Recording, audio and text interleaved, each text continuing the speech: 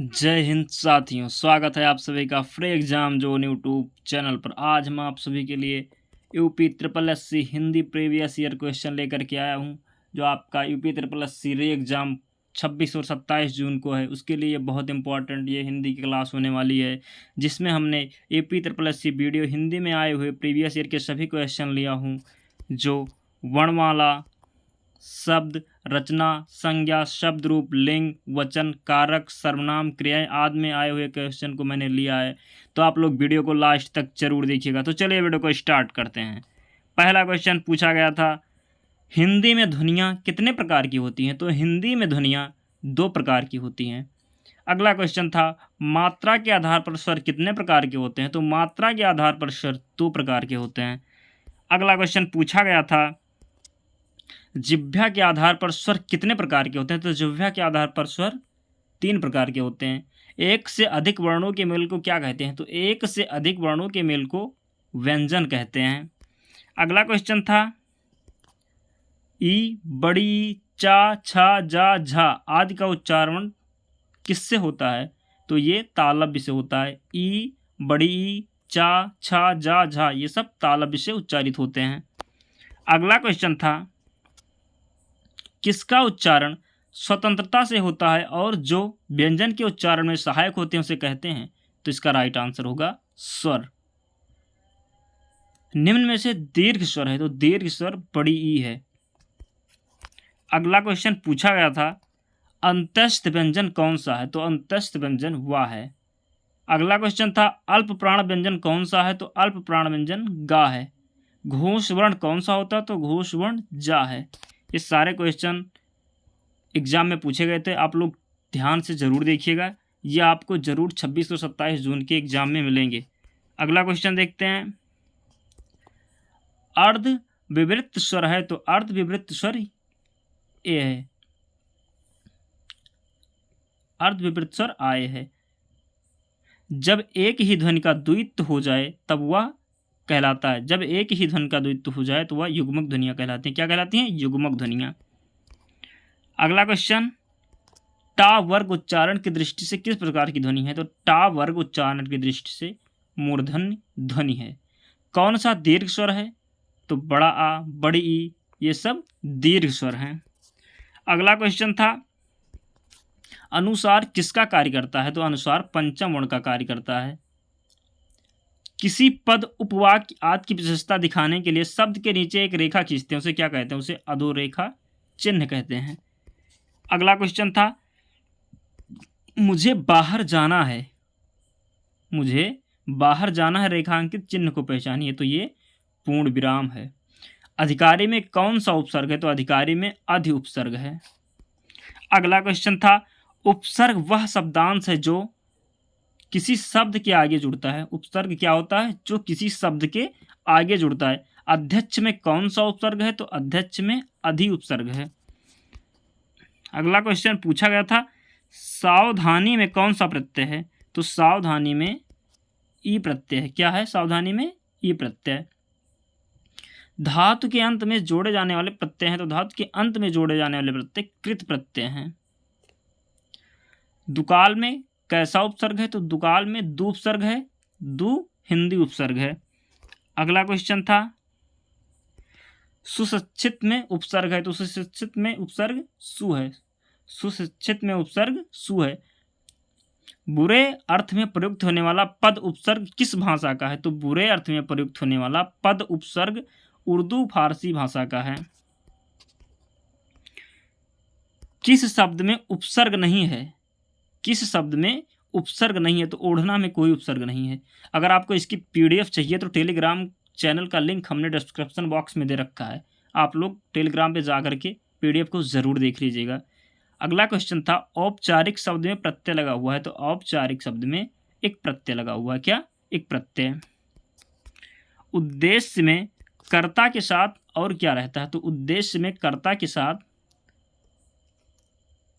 विदेह भी रहता है।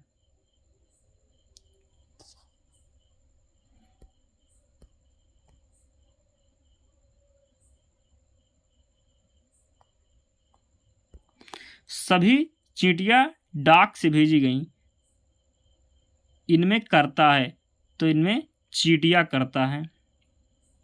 प्रयोग के आधार पर शब्द के भेद हैं, तो प्रयोग के आधार पर शब्द के 4 भेद होते हैं। बच्चे खेल रहे हैं, अर्थ के आधार पर वाक्य का प्रकार बताइए, तो ये विधान वाक्य है। वह दंड से बचना चाहता था इसलिए भाग गया, यह एक संयुक्त वाक्य, इसका सरल रूप होगा।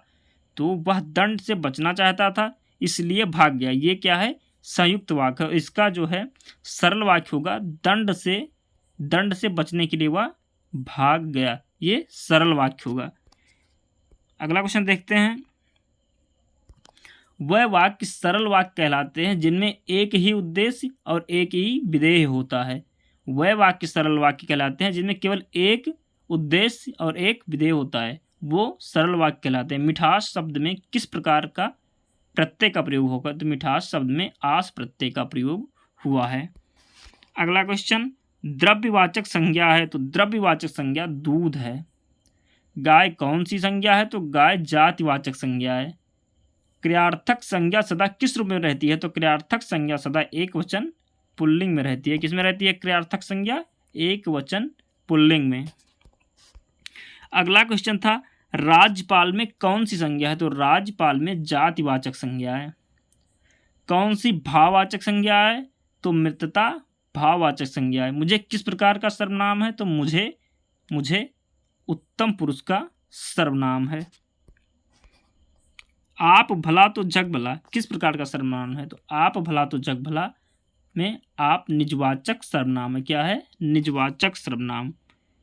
हिंदी में कुल कितने सर्वनाम हैं, तो हिंदी में कुल 11 सर्वनाम हैं। सर्वनाम के कुल कितने भेद होते हैं, तो सर्वनाम के कुल 11 भेद होते हैं।